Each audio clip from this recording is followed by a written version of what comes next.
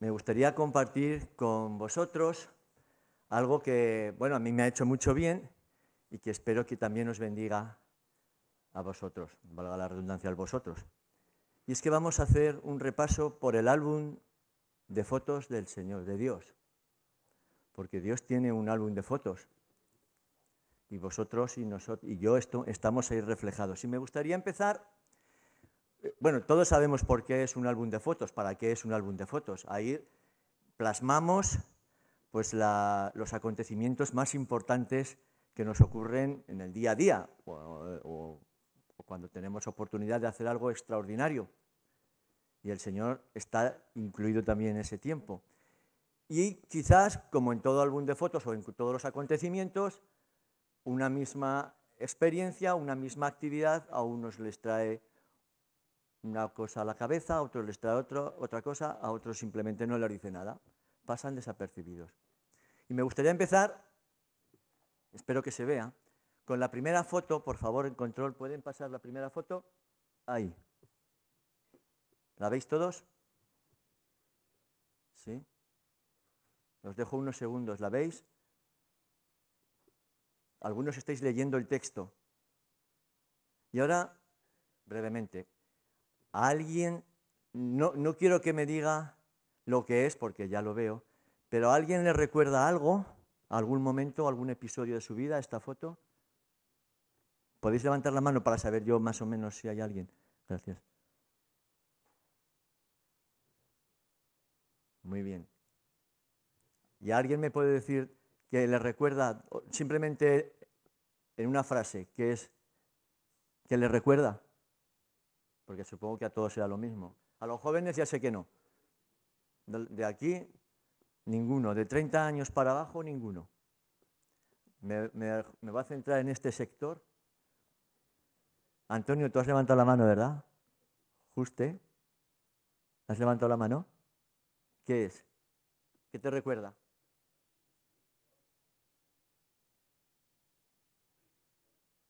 Principio.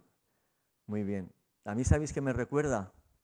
Bueno, para los que no sabéis lo que es, este es un cartel que había a la bajada del templo de la iglesia de Torres Quevedo a la escuela dominical. Y cuando se desmanteló, lo cogí. Lo cogí porque este letrero que pasaba, ¿os acordáis? Los que os acordáis, era bajando las escaleras, ¡pum!, lo teníamos enfrente. Y ese, ya no sé el texto, porque el texto es muy bonito, pero el verlo día a día marcó en mi vida la necesidad de aprender la palabra de Dios.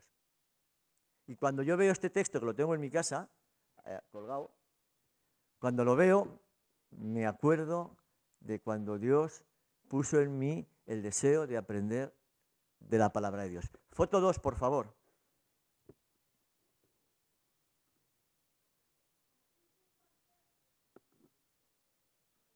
Unos minutos para... Pepe, ¿estás por ahí, Pepe Barrios? ¿Y María Pilar? ¿María Pilar no está? No. Esta es más personal.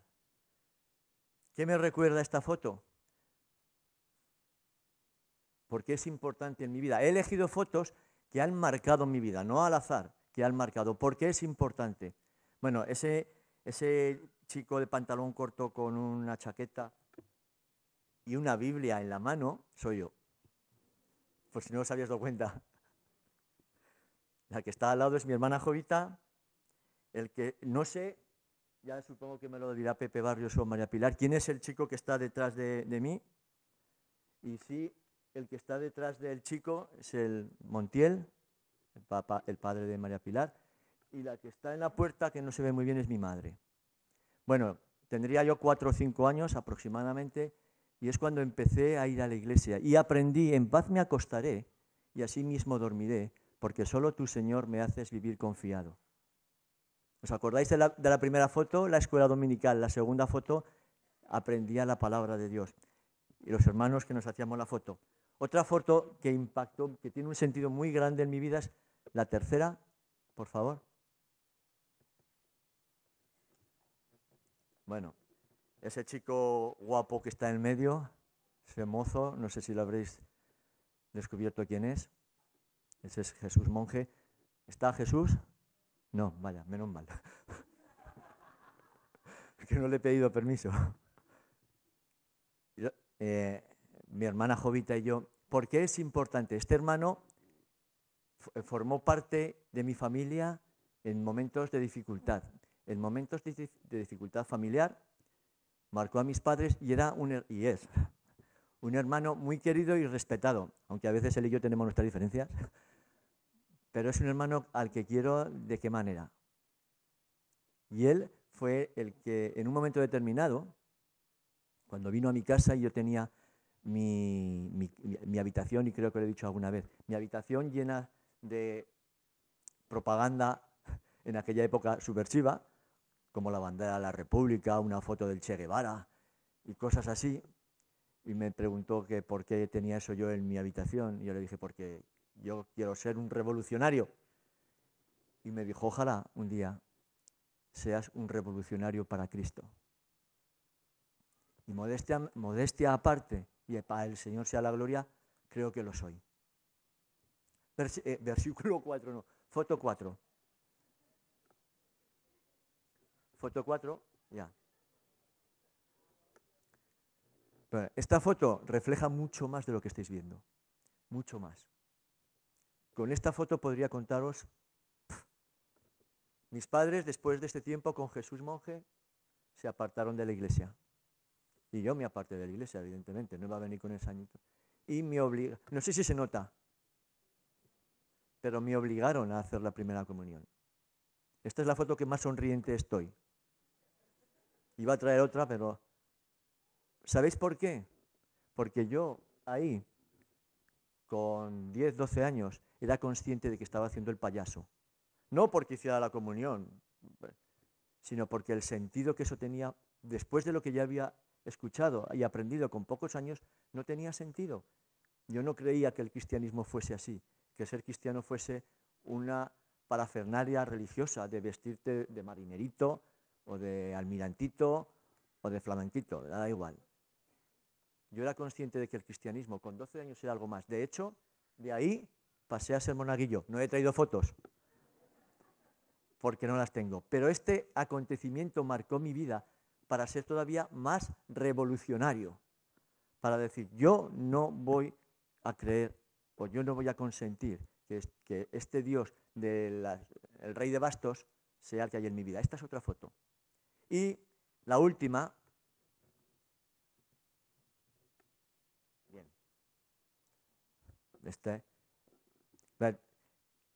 La ha elegido mi mujer. Yo iba a poner otra, que estábamos. Bien, ¿esta qué importancia ha tenido en mi vida? Bueno, la familia. La familia que conocí con 14 años. Con 14 años, 15.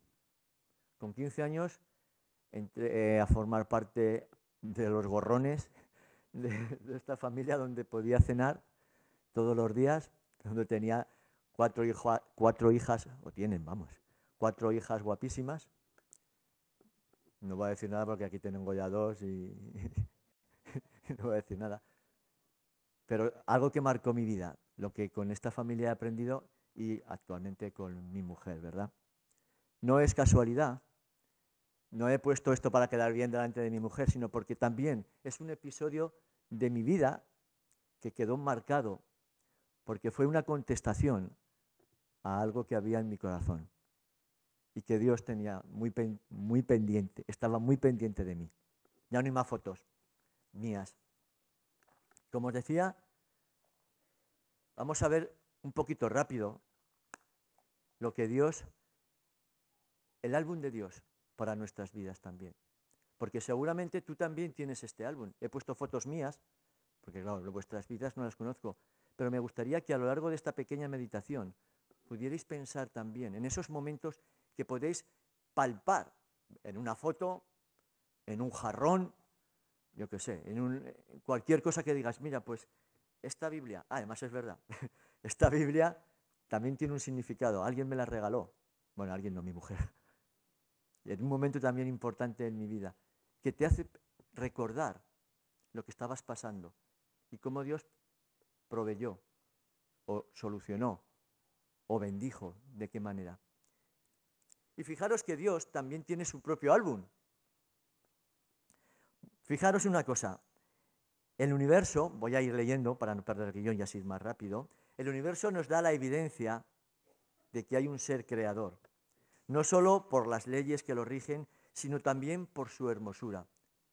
Y en esta hermosura la podemos plasmar en fotografías, en señales, en marcas, como lo queréis llamar. Una armonía y una hermosura compleja. Cuando lo observamos con detenimiento podemos ver la mano de Dios ordenando cada milímetro y distinguimos su marca, su sello. La alegría que nos proporciona la luz del sol, por ejemplo. La paz que nos proporciona una puesta de sol. La emoción que nos da ver a un niño sonreír, y de esto yo tengo mucha experiencia. O ver a una pareja de ancianos cuando andan por la mano. ¿Creéis que estas son emociones casuales? Pues no. Estas son marcas, son fotos que Dios nos da para que recordemos que Él está en medio de nosotros.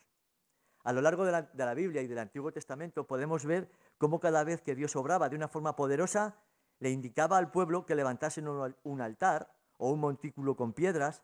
La intención era que no olvidasen lo que allí estaban viviendo, lo que había ocurrido en ese lugar y cómo la mano poderosa de Dios les había ayudado en la dificultad. ¿Pruebas? Muy bien. Génesis, capítulo 9, versículo 11.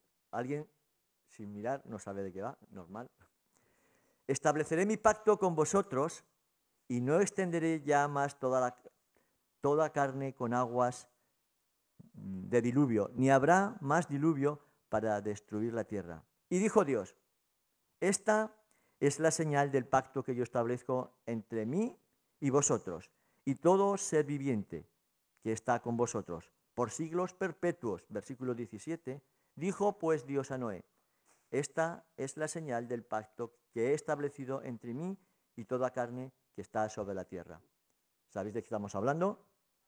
El arco iris. Hermano, ¿te has parado a pensar cuando ves el arco iris o a recordar que estás viendo una promesa de Dios cumplida?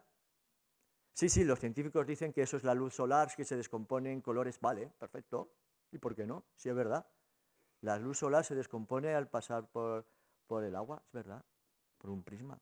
Y si Dios no dice que no sea así, Dios dice que esa señal es la que Él ha puesto para que tú te acuerdes que nunca más la tierra va a ser inundada, aunque a veces es verdad con las que cae. Pero es una señal de Dios. Más. ¿Os acordáis cuando el ángel de la muerte en Egipto iba a pasar por entre el pueblo? ¿Qué es lo que Dios le dice al pueblo que tiene que hacer? Exactamente, coger y marchar con sangre. Y esa señal marcaba que el ángel de la muerte no iba a pasar. Una señal física, algo que todo el mundo podía ver. Yo me imagino, esto es imaginación mía, que los egipcios dirían, estos hebreos, ¿qué están haciendo? Pintar con sangre las paredes, mira que son raros. Pero tenía su porqué. ¿Os acordáis? Otro episodio, el arca de la alianza. Aquí os podía haber puesto algo de Indiana Jones, pero ya sabéis, mi héroe favorito de ficción. Pero no. ¿Cómo podéis leer en la Biblia, buscar, venir a la escuela dominical, que también se va a contar allí, cómo se construyó ese arca, con qué medidas y con qué propósito? El propósito era que el pueblo supiese que ahí, en esa cosa física, estaba la presencia de Dios, o representaba la presencia de Dios con su pueblo. Otra foto bonita, ¿verdad? Hay más, hay muchas más. Mira, cuando Josué cruzó el Jordán, estamos en Josué capítulo 4, ¿qué dice? Y les dijo Josué, pasad delante del arca de Jehová como vuestro Dios, a la mitad del Jordán, y cada uno de vosotros tome una piedra sobre su hombro, y conforme al número de las tribus de los hijos de Israel, para que esto sea señal entre vosotros. cuando vuestros hijos preguntasen a sus padres mañana diciendo, ¿qué significan estas piedras? Versículo 7, le responderéis que las aguas del Jordán fueron divididas delante del arca del pacto de Jehová. Cuando ella pasó el Jordán, las aguas del Jordán se dividieron y estas piedras servirán de monumento conmemorativo a los hijos de Israel para siempre. Una de las cosas que digo, medio en broma, medio en serio, es que cuando vaya allí con el Señor, le diré, Señor, ¿te importaría enseñarme estas piedras? Porque están. No es una piedra espiritual, hermanos, que a veces lo espiritualizamos mucho. Podremos sacar una enseñanza espiritual, pero está hablando que cogieron una piedra y cuando cogían una piedra no hablaban, estos debían ser medio maños, medio vascos. Cogían una piedra y la colocaban ahí para que se viesen.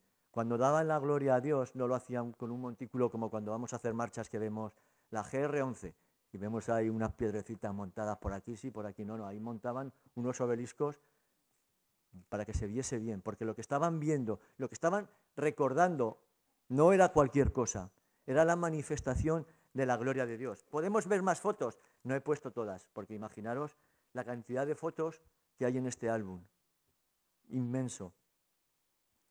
Pero podemos también recordar a Jacob cuando huía de Saúl y cogió una piedra. ¿Os acordáis el episodio?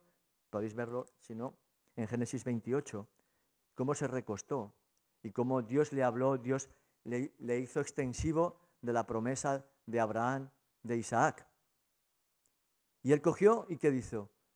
Levantó la piedra y la dejó ahí como señal, como diciendo, para acordarme, y la ungió.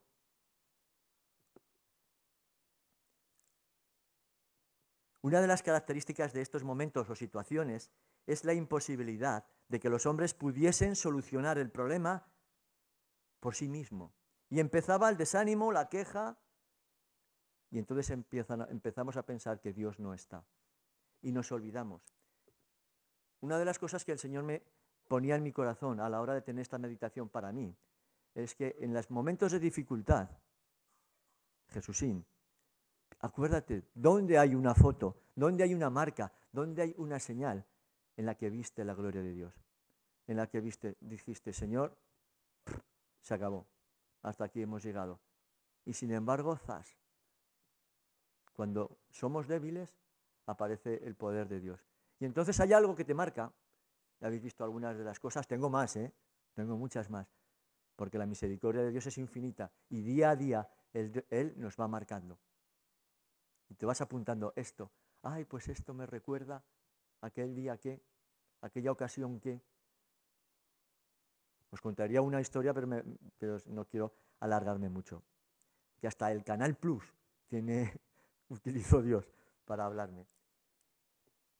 Fijaros, ¿por qué Dios quiere dejar marcas visibles a los hombres? Porque claro, esto, el arco iris, las piedras, son cosas físicas. ¿Para el creyente? Sí, vale. Para que el creyente recuerde, pero también para el que no es creyente, para que vea. Dios sabe, porque es nuestro creador, qué es lo que necesitamos, qué es lo que cada uno de nosotros precisa para que dé ese paso adelante hacia lo que Dios quiere y le pide. Y hay un ejemplo muy claro, me encanta, que es el ejemplo de Tomás. Tomás. A veces se le pone al hombre de incrédulo. Es que es el incrédulo Tomás. Y a fijaros, yo no sé, esto pequeño paréntesis, a veces cuando hablamos de Pedro, todos decimos que somos Pedro.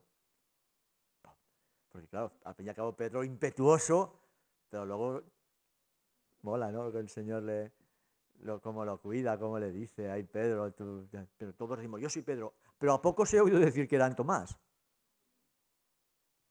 Y sin embargo, Tomás, yo creo que o nosotros somos muy, muy, muy parecidos a Tomás. Todos conocemos el texto.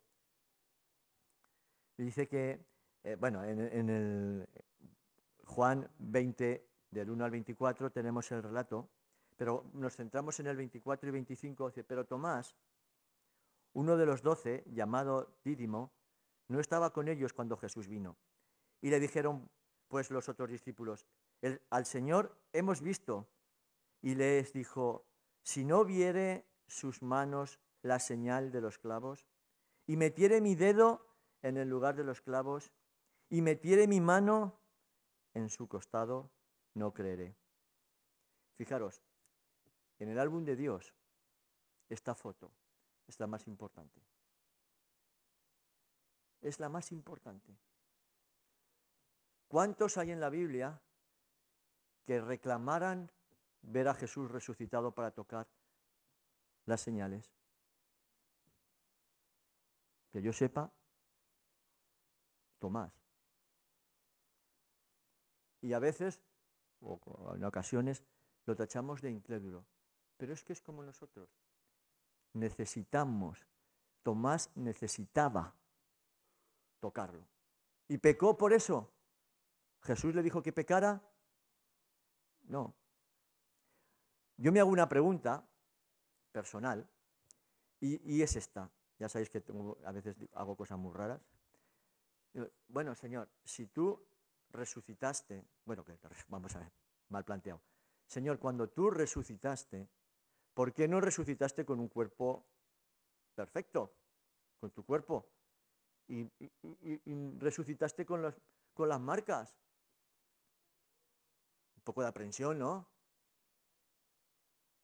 Ya sé que a veces somos muy espirituales, pero poneros en la situación de los apóstoles, de los discípulos, cuando Jesús se les apareciera. Bueno, nos dice la Biblia, el susto que se arrearon porque se había aparecido alguien que estaba muerto. Pero es que encima, con unas heridas en la mano, imaginaros cómo llevaría la frente y un pinchazo en el costado. Claro, los discípulos la primera vez, pues, el Señor. Y Tomás dijo, yo no me lo creo. He pensado, igual el Señor, igual el Señor no resucitó precisamente para que Tomás pudiese, no resucitó, me refiero con el cuerpo sano, para que Tomás metiese su dedo ahí. ¿Sería posible que hasta ese punto el Señor se preocupase de la vida de Tomás?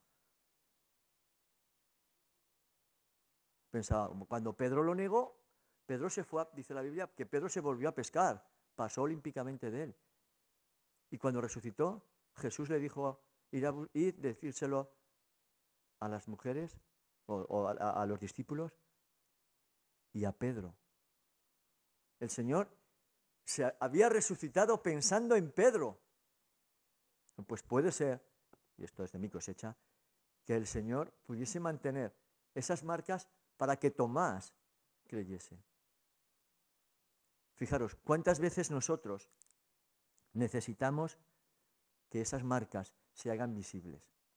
Y en la Biblia, en el álbum de Dios, hay un texto que seguro que a todos nos emociona cuando lo leemos, y es otra fotografía de este mismo episodio. Y es Isaías 53, dice, despreciado y desechado entre los hombres, varón de dolores, experimentado en quebranto.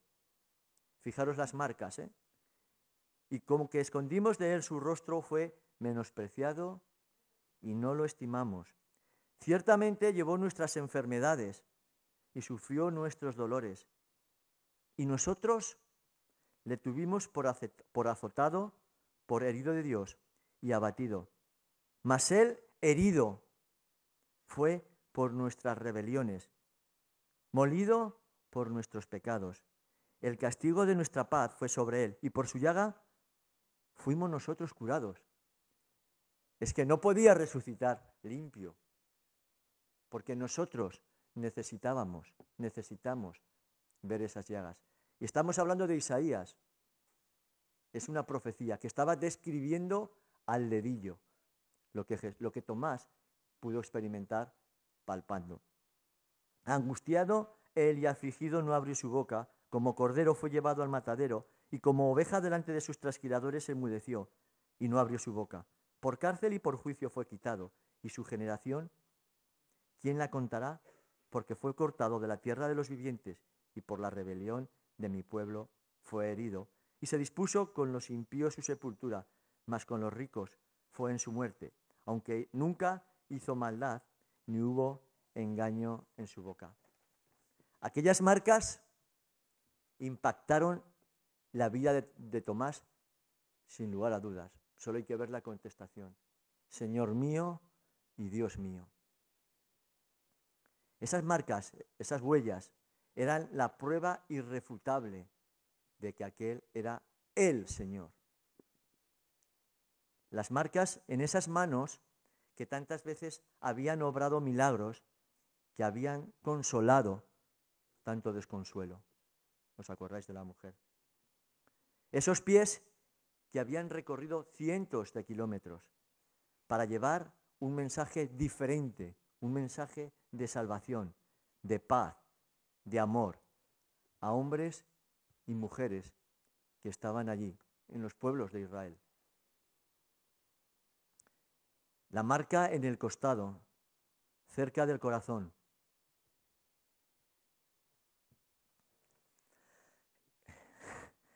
Ese corazón lleno de amor y misericordia para los que le están matando, pero que soportó para traer la libertad también para ellos. ¿Por qué la Biblia nos relata con tanto detalle el padecimiento de Cristo, las marcas en su cuerpo? Para que no olvidemos y recordemos el significado de su venida. Jesús es la marca sublime de Dios, es la prueba máxima. Ya no hace falta que Dios ordene levantar altares o montículos con piedras para recordar las manifestaciones de su poder.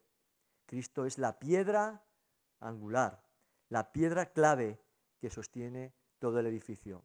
Un edificio no hecho de manos. En Hechos 4:11 leemos: este Jesús es la piedra reprobada por vosotros, los edificadores, la cual ha venido a ser la cabeza del ángulo. Es la piedra que aún hoy la gente pasa olímpicamente, no quiere oír, pero quizás no quiere oír porque aquellos que somos los que tenemos que demostrar quién era Jesús, no lo estamos haciendo como conviene. Efesios 2:20 nos dice: edificados sobre el fundamento de los apóstoles y profetas, siendo la principal piedra del ángulo Jesucristo mismo. Hay marcas que nos recuerdan de dónde venimos, otras situaciones vividas, otras consecuencias de llevar una vida desordenada. Cada uno tenemos y recordamos las marcas que llevamos.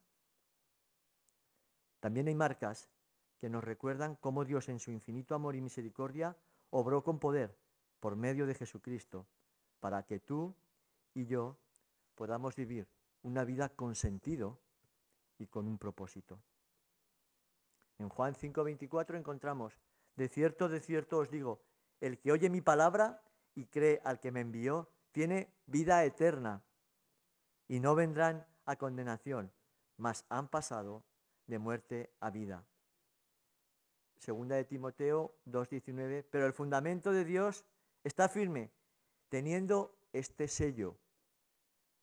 Conoce el Señor a los que son suyos, y apártese de iniquidad todo aquel que invoca el nombre de Cristo.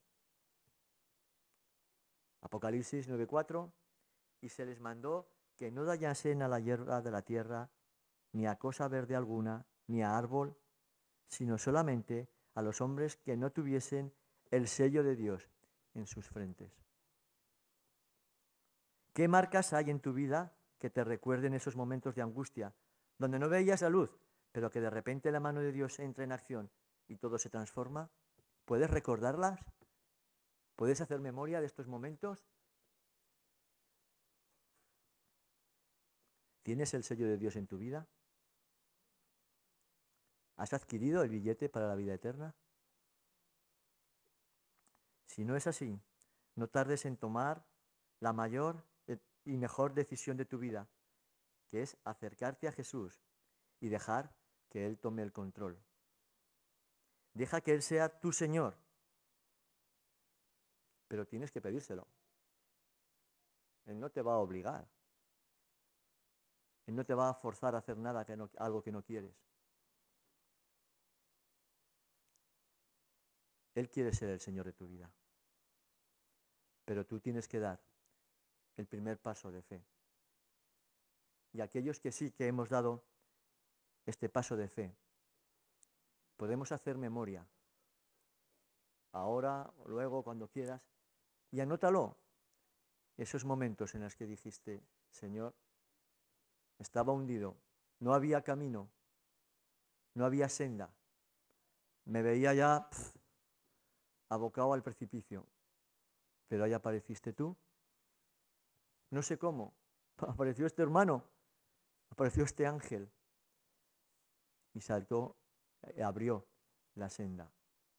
Como hemos cantado, sendas Dios hará, donde piensas que no hay, pero afortunadamente nuestros pensamientos no son los pensamientos de Dios.